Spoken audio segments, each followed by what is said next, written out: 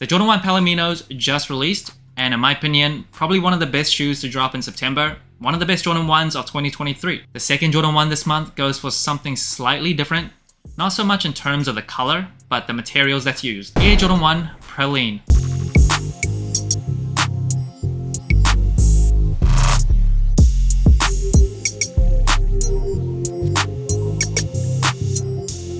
Is it Praline or Praline or... I don't quite know how to pronounce that word properly. I always say Praline, but I'm going with Praline. If you pronounce it differently, let me know in the comments below. Now, the Jordan 1 originally released in 1985, designed by Peter Moore, legendary designer.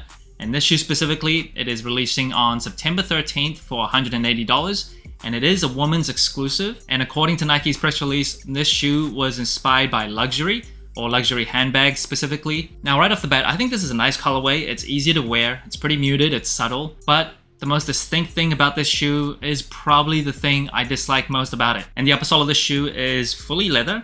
And according to Nike, they made this shoe as a follow-up to the Air Jordan 1 Starfish that came out in 2022. And it has premium leather. Now, if I remember correctly, the Jordan 1 Starfish, the leather on that shoe was very nice. I think it was mainly tumbled leather, which isn't always an indicator of the best quality. But if I do remember correctly, that shoe had very nice leather, especially compared to other Jordan 1s. This shoe, however, I think the overlays are pretty nice. You can see the grain and it's got that tumbled leather texture. But I feel like the base layer, the white leather, it's pretty much the same as other Jordan 1s, nothing too special. And of course, the most distinct thing about the shoe is the satin ribbon-like laces. Materials aside, I just don't love how that looks. It's all bunched up. It's very thick, so you don't actually see any part of the tongue. It just looks like a whole bunch of laces on the tongue or across the tongue. Just don't really love it, especially as someone that's pretty clumsy with their hands. I'm not always like the most delicate with my laces.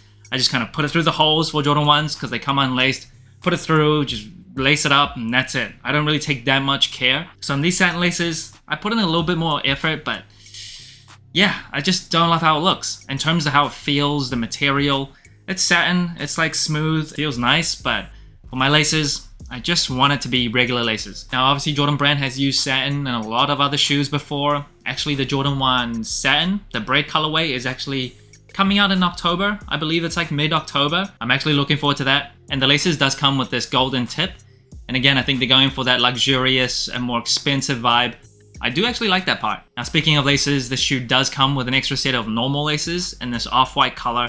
Definitely going with that over this set of laces. But I guess that kind of defeats the whole point of this shoe, so I don't know. Overall, in the vacuum, I prefer the normal laces, but I kind of like how they try to do something different. And satin doesn't only just appear on the laces, on the sock liner or ankle collar inside, you can see that material as well. I do actually like how that looks on that part of the shoe. It does give off that more luxurious and elevated look.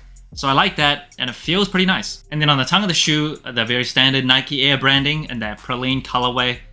And of course, you'll see the Wings logo debossed on the side of the ankle collar. Now, the Jordan 1s comes with a rubber cup sole with a Nike Air unit on the heel. Now, the midsole of the shoe, it is sail. Definitely would have preferred white. I think white would have just really made this shoe look a bit more uniform because it has a white leather-based layer. But sail seems to be the default nowadays. And of course, the iconic rubber outsole of the Jordan 1, this time in that same Praline color. Now, the box of the shoe, a pretty standard Nike Jordan 1 box, red and black. However, inside does come with slightly different paper.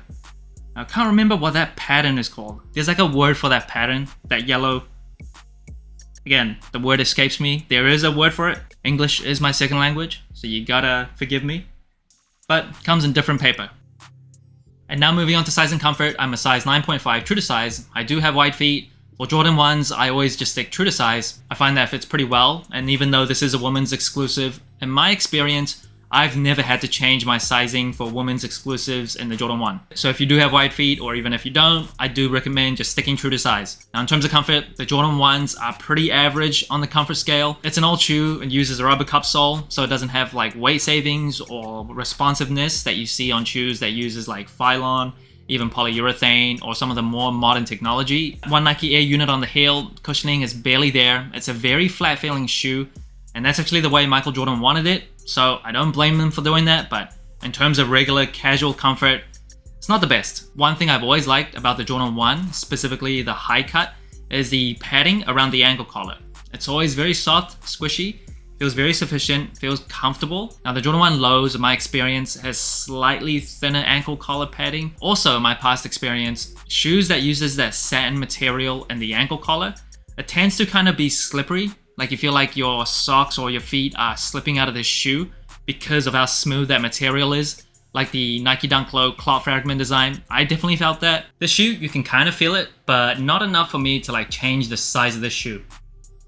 Now that brings the total sole score to 13 out of 25, one of the lowest scores compared to other general releases. Now in terms of colorway, I think this is a nice colorway. It's clean, it's standard, it's muted, it's easy to wear, but I don't love it. There's nothing about it that really stands out or makes me really like this shoe in terms of the colorway, but it's clean, it's nice. That's all I can say. In terms of materials, I don't really feel like it's super premium like Nike.com says, and Nike themselves compared this to the Air Jordan 1 Starfish that came out in 2022. I feel like that shoe had better materials. I might be remembering incorrectly. I actually used to have that shoe. I sold it under retail because I just wasn't wearing it at all. Never wore it for the whole time that I had it. But I do remember that shoe had better materials than this. In terms of comfort, like I said before, the Jordan 1s for casual comfort, it's not the best. There's so many other different options nowadays. Even the later Jordan brand shoes are much more comfortable than this. You just got to go to the Jordan 2s. I think it's significantly more comfortable than this. In terms of versatility, Jordan 1, obviously a very versatile silhouette. The colorway is versatile as well. I don't think, however, the laces are for everybody.